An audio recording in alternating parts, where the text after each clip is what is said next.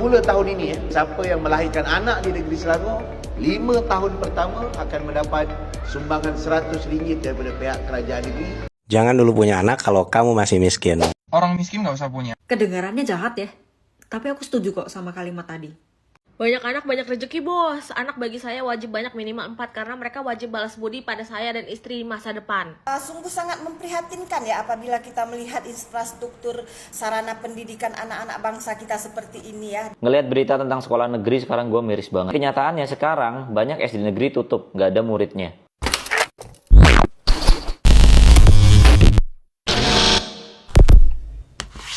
Hai, halo geng, assalamualaikum warahmatullahi wabarakatuh. Berjumpa kembali dengan saya Zainal Story. Sebelum video ini saya mulai, gimana kabarnya kalian semua? Semoga semua yang menonton video ini baik-baik saja, dimurahkan rezekinya, selalu berpikiran yang positif dan dijauhkan dari mara bahaya oleh Tuhan yang Maha Esa. Dari sini saya akan bercerita sesuai pengalaman saya ketika saya itu berada di Malaysia dan saya itu pernah berborak-borak ataupun cakap-cakap dengan warga tempatan Malaysia tentang penduduknya. Dia kata, penduduk di Malaysia di zaman itu, di tahun 80-an dia kata ya. Di tahun 80-an itu Malaysia sangat membutuhkan ataupun memerlukan penduduk. Jadi ada beberapa orang Indonesia itu yang dibuatkan IC merah namanya. IC merah itu bukan berarti menjadi warga tempatan Malaysia, akan tetapi dibuatkan dokumen resmi bila duduk di sana dan juga bekerja. Di waktu itu dia orang itu kata, apabila orang Malaysia itu beranak pinak ataupun melahirkan di sana, itu kerajaan itu sangat-sangat memberikan bantuan, termasuk juga bangga karena dengan banyaknya orang Malaysia yang melahirkan di sana, maka akan membentuknya sangatlah mudah untuk membentuk sebuah negara ataupun kemajuan negara dengan anak-anak. Tapi orang Malaysia itu, kerajaan Malaysia itu bukan hanya memberikan bantuan kepada anak-anak ataupun orang yang melahirkan, akan tetapi juga memberikan bantuan yang utama, yaitu tentang pendidikan. Bahkan sampai saat ini pendidikan di Malaysia itu sangatlah diutamakan. Kita tukar program ini daripada TAWAS kepada ADAS ataupun Iltizam Anak Selangor, dan bermula tahun ini, siapa yang melahirkan anak di negeri Selangor, 5 tahun pertama akan mendapat sumbangan RM100 daripada pihak kerajaan negeri. Dan kita percaya ibu bapa juga boleh menyimpan atau mencarum kepada anak-anak ini, dan pihak kerajaan federal ada peruntukan pula. Kalau kita simpan 1,000 untuk anak, federal akan tambah lagi 1,000. Jadi ada dekat 2,000 kepada anak-anak ini untuk menjelang pendidikan mereka pada umur 18 tahun. Dalam pada masa yang sama kita ada program tunas untuk anak-anak yang belajar di tadika. Kita ada asuh pintar dan pelbagai program lagi. Pada hari ini, TAWAS bukan satu-satunya program untuk back to school, kerana di pihak Menteri Besar Incorporated ataupun MBI turut telah melaksanakan program-program penyerahan bantuan sebelum masuk pada sesi persekolahan yang baru, kerana ingin memastikan anak-anak kita masuk dalam sesi persekolahan dalam keadaan yang lebih selesa dan keadaan yang lebih baik. Program-program macam inilah geng yang diperlukan oleh orang Indonesia itu, tapi sampai saat ini kita belum mendapatkan hal itu geng. Yang pada intinya Malaysia itu sangatlah bangga apabila banyaknya anak-anak yang berpendidikan dan dididik sejak dini tentang pendidikan di Malaysia itu memang sangatlah diutamakan. Dan kemudahan-kemudahan dan juga bantuan-bantuan dari kerajaan Malaysia itu untuk mempermudah agar anak-anak nanti boleh menjadi generasi penerus bangsa. Karena lambat laut kita yang sudah berumur ini pasti akan meninggalkan dunia, dan kalau tak ada generasi penerusnya, macam mana nanti nasib masa depan negara Malaysia? Tentunya pasti ada persyaratan-persyaratan untuk mendapatkan bantuan-bantuan seperti apa yang saya tayangkan tadi. Ini saya akan bacakan kalimat-kalimat atau bantuan-bantuan ataupun juga persyaratan bantuan di Malaysia. Kadar bantuan minimum sebanyak RM 150 sebulan. 150 itu sekitaran 500 ribu rupiah dalam satu bulan, sehingga maksimal sebanyak RM 1000 sebulan pengikut pecahan berikut. 1.000 itu sekitaran 3.500.000 rupiah ya.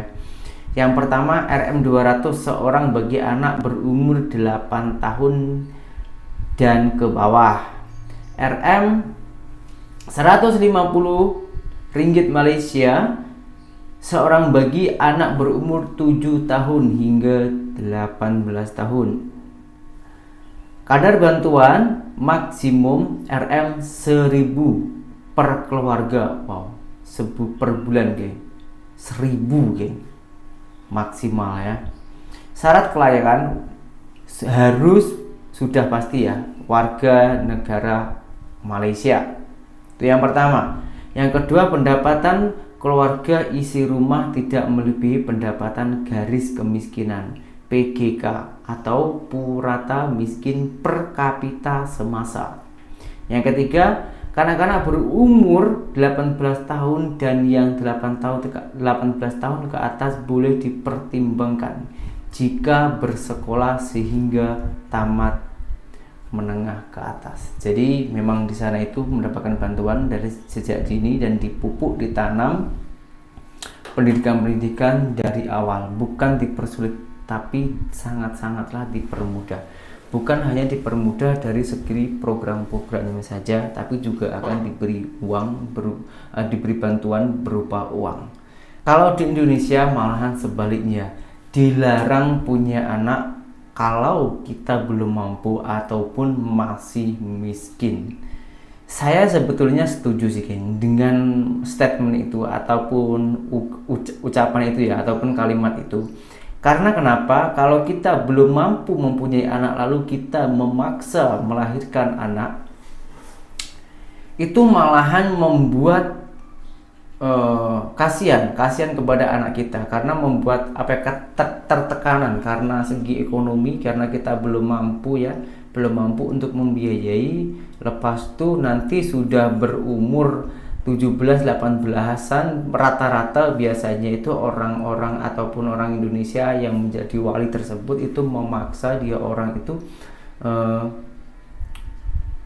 untuk bekerja untuk membantu orang tuanya, membantu perekonomian orang tuanya. Apalagi dari segi pendidikan, saya rasa tak dapat pun, sebab orang tuanya pun hidupnya serba pas-pasan. Itu menurut saya. Kalau menurut para netizen Indonesia itu macam mana, kita tengok dulu videonya. Orang miskin nggak usah punya. Kedengarannya jahat ya, tapi aku setuju kok sama kalimat tadi. Kenapa? Karena pada kenyataannya banyak anak-anak yang lahir dari keluarga yang belum mampu sebenarnya hidupnya tuh justru jadi nggak beraturan. Masih kecil udah disuruh buat cari uang sendiri. Masih kecil udah dipaksa untuk jadi dewasa, nggak bisa menikmati masa bermainnya, nggak bisa menikmati masa belajarnya. Belum lagi kalau misalnya orang tua tuh lagi stres masalah uang, pasti yang jadi pelampiasan siapa? Anaknya. Iya. Gara-gara kamu nih, uang jadi habis terus, biayain sekolah kamu mahal, biayain kamu makanan mahal, ngebesarin kamu mahal, semuanya mahal. Justru itu Pak, Bu, karena semuanya mahal, sebelum punya anak, dapetin uangnya dulu. Banyak anak baik rezeki, betul, banyak anak baik rezeki. Tapi jangan lupa rezeki itu gak selamanya uang. Banyak anak baik rezeki itu betul, tapi rezeki itu banyak hal, gak cuman uang. Punya anak yang berbakti, yang sopan, yang baik budinya itu juga rezeki. Jujur, kalau ngeliat orang tua yang ekonominya belum mampu nih sebenarnya buat punya anak, tapi maksain buat punya anak, kasihan anaknya. Dia pengen kejar mimpi ini itu nggak bisa, sekolah ya di sekolahin apa adanya, pokoknya yang penting hidup. Hidupnya ujung-ujungnya tuh jadi kurang layak. Udah gitu pas udah gede, tiba-tiba si anaknya yang harus menanggung semua beban ekonomi keluarganya. Dituntut buat kerja ini itu, dituntut buat kasih duit segini banyak. Jadi buat calon-calon orang tua di sana, jangan coba-coba deh punya anak padahal dirinya sendiri itu belum siap dari segi manapun. Dari segi uang lah, dari segi mental, dari segi fisik.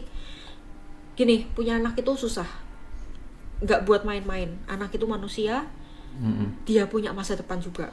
Jangan sampai karena keegoisan kamu, masa depan calon anakmu nanti jadi hancur. Banyak anak banyak rezeki bos. Anak bagi saya wajib banyak minimal 4 karena mereka wajib balas budi pada saya dan istri di masa depan. Lu tahu nggak sih sebenarnya banyak orang Indonesia yang pola pikirnya tuh seperti ditulis di situ gitu ya. Cuman mungkin gue baru ketemu satu di sosial media ini.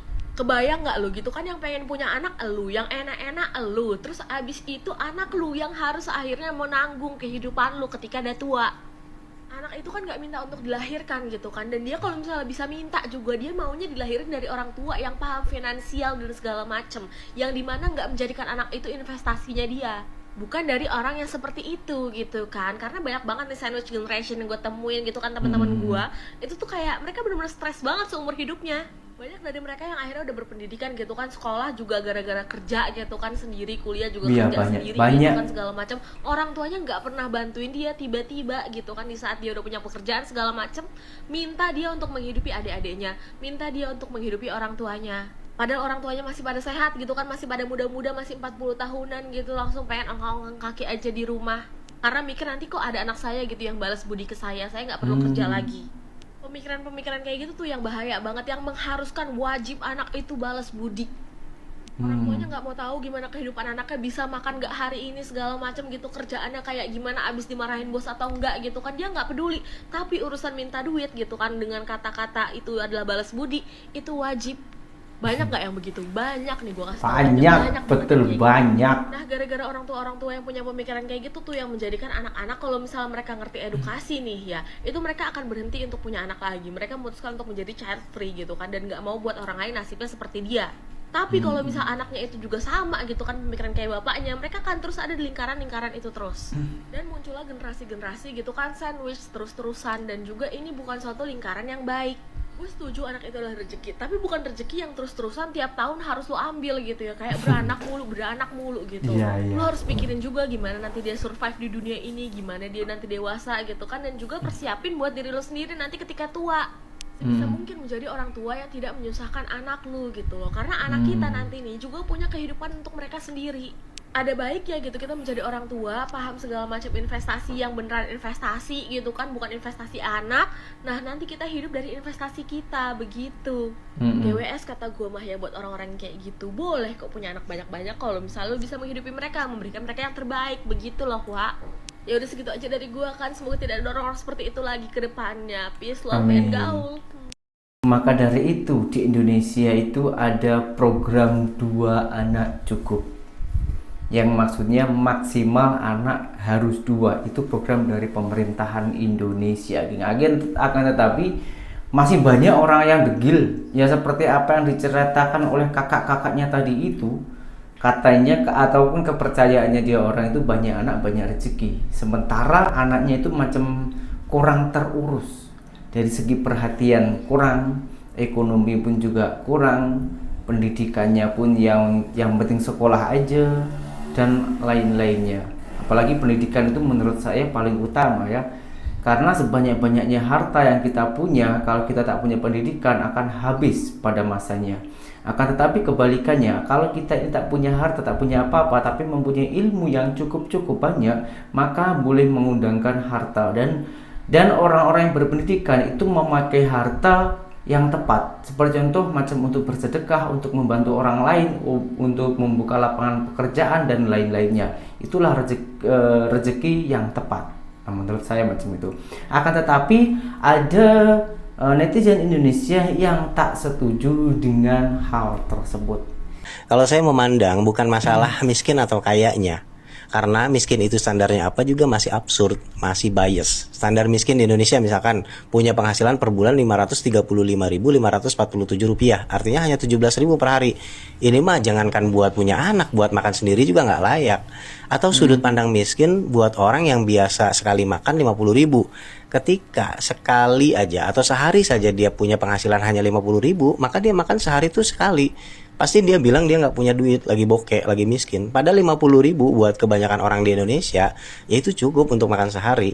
Ada keluarga muda yang kaya, kemudian pengusaha, semuanya udah ada. Ketika punya anak, mereka udah ready segala sesuatunya. yang dibilang hak asasi anak mendapatkan kehidupan yang layak dan baik pun dia udah penuhi. Nah, sampai kemudian anaknya besar, ya tentu saja standar gaya hidup anak ini kan pasti ngikutin kekayaan orang tuanya. Nah, suatu hari keluarga ini dicoba, bangkrutlah usahanya, qadarullah jatuh miskin.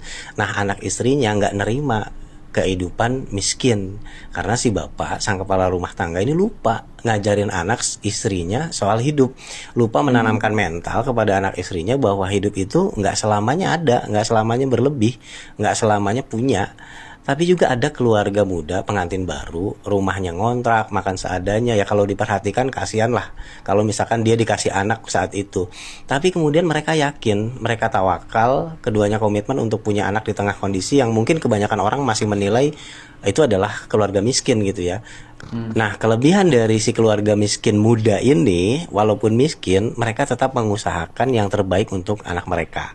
Mereka berdua menyiapkan ilmu bagaimana memelihara anak, mendidik anak.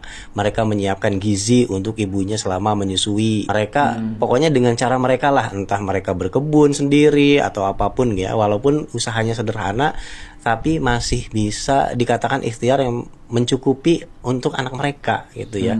Walaupun mungkin secara sudut pandang orang dinilai masih terlihat miskin, tapi buat mereka yang menjalani, ya mereka punya cara mereka sendiri. Mereka yakin itu adalah sudah cukup, dan mereka kemudian berhasil melewati ujian kemiskinan dan memiliki anak, dan kemudian hidup bercukupan dan bersahaja.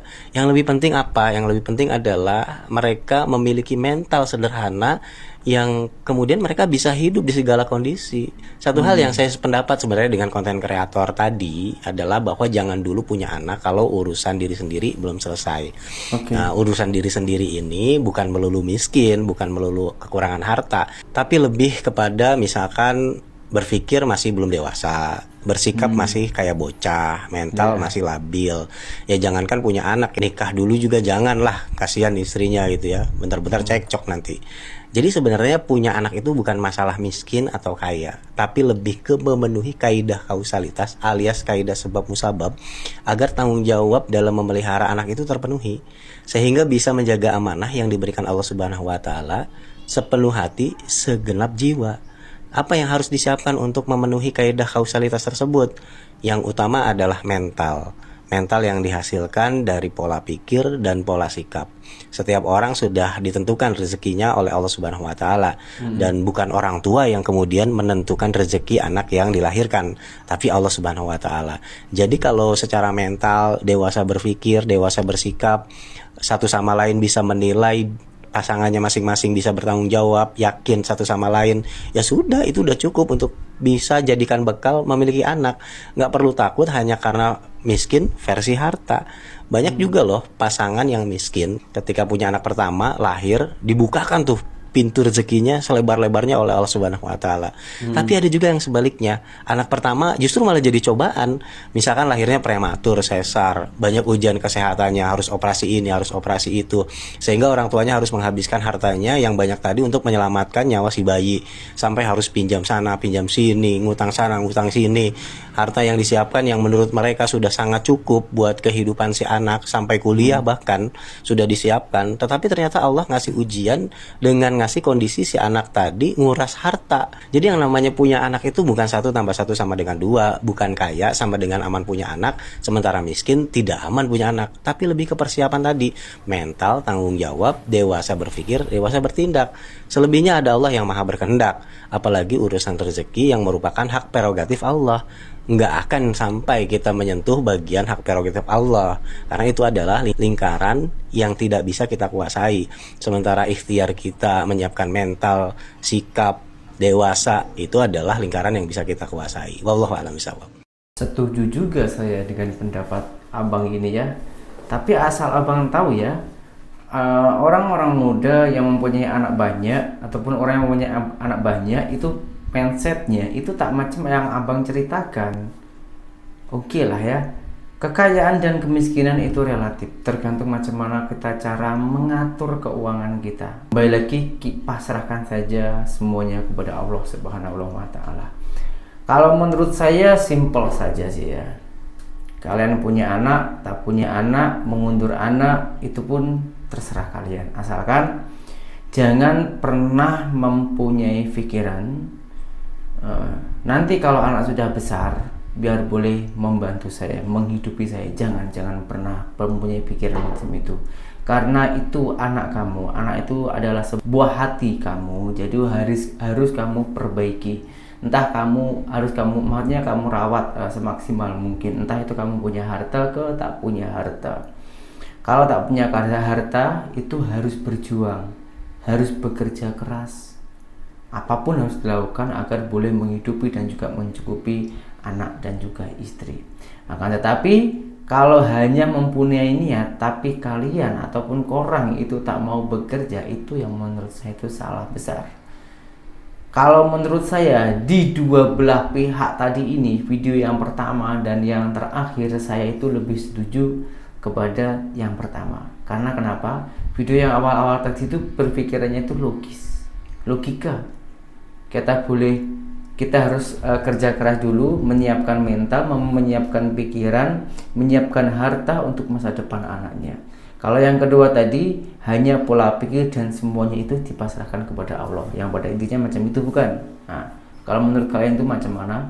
Gak apa-apa, setiap orang itu pasti mempunyai pandangan yang berbeda-beda. Silahkan tulis di kolom komentar. Dan video berikutnya yaitu tentang pendidikan di Indonesia. Ini ada salah satu orang Indonesia yang bekerja di Malaysia yang bernama Kakak Jantung Pisang. Dia orang itu selalu mengkritik Indonesia, dan kritikannya itu membangun sebetulnya untuk memajukan negara kita. Akan tetapi banyak netizen-netizen Indonesia yang tak terima dengan fakta itu semua. Kini dia orang itu membuat video tentang pendidikan negeri di Indonesia. Siswa SMP Negeri 3 Kecamatan Elpa Putih, Kabupaten Serang, bagian Barat. Sungguh sangat memprihatinkan ya apabila kita melihat infrastruktur sarana pendidikan anak-anak bangsa kita seperti ini ya, di mana tempat mereka menuntut ilmu sungguh tidak layak ya. Malahan kebijakan pemerintah akan memberi tunjangan perumahan kepada anggota Dewan Perwakilan Rakyat sebesar 30 hingga 50 juta per bulan. Wow. Dan akan menaikkan gaji para hakim. Gaji guru macam mana ini? Sementara sarana pendidikan ya, infrastruktur di mana tempat anak-anak bangsa menuntut ilmu seperti ini sungguh tidak layak. Di mana kita ketahui ya, gaji-gaji guru honorer sangat memprihatinkan. Jadi menurutku pemerintah ya lebih baik ya Anda mensejahterakan guru, di mana guru ya, seorang guru yang mencerdaskan anak-anak bangsa, yang mencerdaskan generasi-generasi penerus bangsa ini. Ada baiknya ya kita sejahterakan kesejahteraan gaji-gaji guru daripada Anda mensejahterakan anggota Dewan Perwakilan Rakyat, di mana kita tahu gaji mereka sudah besar ya, ditambah lagi dengan tunjangan ini itu. Sekarang ditambah lagi dengan tunjangan perumahan. Wow, luar biasa kebijakan pemerintah menurutku ya. Menurutku. Saya setuju dengan kritikan si Kakak Jantung Pisang tentang fasilitas sekolah negeri di Indonesia, geng. Itu memang fakta, bukan semua lah, ada beberapa sekolah negeri di Indonesia itu macam kurang terurus. Dampaknya apa? Dampaknya banyak orang-orang atau warga Indonesia lebih memilih menyekolahkan anaknya itu ke sekolahan swasta. Ngelihat berita tentang sekolah negeri sekarang gue miris banget. Kenyataannya sekarang banyak SD negeri tutup, nggak ada muridnya. Banyak orang yang milih sekolah di swasta. Belum lagi stigma-stigma yang ada di masyarakat. Kalau kita masukin anak kita ke sekolah negeri nanti omongannya jelek, dan masih banyak lagi. Orang tua jadi takut nyekolahin anaknya di SD negeri. Padahal SD itu pendidikan dasar, itu adalah fondasi loh. Anak bangsa kita bertumbuh SD itu di SD. Ya. Sebagai orang tua, gue menyekolahkan anak gue di sekolah swasta. Tapi dulu, gue adalah lulusan sekolah negeri. SD, SMP, SMA gue bener-bener di negeri, bahkan sampai kuliah. Pertanyaan gue cuma satu, kenapa negara ini kalah sama swasta? Mulai dari bangunannya deh, ada nggak sih standarisasi bangunan SD modern yang sekarang? Kenapa setelah puluhan tahun gue sekolah lulus SD, gedung SD gue aja nggak berubah, masih begitu-begitu aja? Gue adalah orang yang kecilnya suka banget berangkat sekolah SD, karena dulu pas sekolah SD gue ada upacara, gue jadi pemimpin upacara, dan gue lumayan berprestasi pas SD. Dan gue sedih banget banyak SD-SD yang tutup gara-gara orang tuanya milih SD swasta daripada SD negeri. Dan banyak banget kejadian-kejadian yang semakin mengamplifikasi kalau nggak usah sekolah di SD negeri. Menurut gue ini adalah suatu concern yang harus dipikirkan oleh pemerintah baru. Dengan anggaran yang jumbo itu, please fokus kepada pendidikan dasar. Itu fondasi bangsa ini. Katanya Indonesia emas 2045, berarti SD-nya diperbaiki dari sekarang. Kalau enggak nanti Indonesia cemas. Emang nyata, geng. Itu fakta, geng. Ada beberapa sekolah dasar ataupun SD ya, kalau Malaysia itu namanya darjah. Di Indonesia ini yang muridnya itu sangatlah berkurang. Di sekeliling saya pun ada. Dalam satu sekolah itu muridnya dari kelas 1 sampai kelas 6 ya. Di Indonesia ini sini itu namanya darjah ataupun SD, sekolah dasar itu 6 tahun. Dalam satu sekolahan itu muridnya hanya 18 orang saja. Sementara kalau swasta itu beratus-ratus orang, sampai kelasnya itu tak muat. Karena kenapa? Dari segi fasilitas pembangunannya itu lebih nyaman di swasta. Program-programnya itu pun juga lebih nyaman di swasta. Yang sepatutnya pemerintah itu tengok ke lapangan macam mana fasilitas pendidikan di Indonesia ini. Yang pendidikan ini menurut saya sangat-sangatlah penting, bukannya malahan macam kantor DPR, jabatan-jabatan tinggi itu yang diperbaiki semaksimal mungkin, dibuat cantik-cantik, gedung tinggi-tinggi, sementara generasinya tempat sekolah untuk mencari ilmu itu tak diurus. Ini saya setuju dengan komplain abang dan kakak jantung pisang ini, agar negara kita Indonesia itu lebih memperlihatkan ataupun juga lebih memperhatikan lah tentang fasilitas dan juga kualitas SD, sekolah dasar, agar orang-orang itu lebih memilih bersekolah ke sekolah negeri. Sebetulnya kalau kita pikir dengan logika, kalau segi dari biaya itu lebih banyak sekolah swasta daripada negeri, geng. Negeri itu dibantu oleh pemerintahan juga, meskipun bantuannya itu tak banyak ya, tapi kan ya sikit-sikit ada bantuan lah ya. Kalau swasta itu tak ada, namanya juga swasta kan pribadi. Akan tetapi orang-orang di sekeliling saya itu pun juga memilih bersekolah mencari ilmu itu di sekolah swasta, yang konon katanya itu lebih banyak pendidikan dan juga program-program itu lebih bagus. Kalau menurut kalian semua itu macam mana tentang fasilitas pendidikan di Indonesia? Ataupun ada yang kurang bagus di daerah mana? Coba silahkan tulis kolom komentar. Oke, semoga dengan semua video ini ada manfaatnya dan berjumpa kembali di video saya yang selanjutnya. Saya Zainal Story, seorang mantan TKI Malaysia. Salam TKI sukses. Assalamualaikum warahmatullahi wabarakatuh. Bye bye.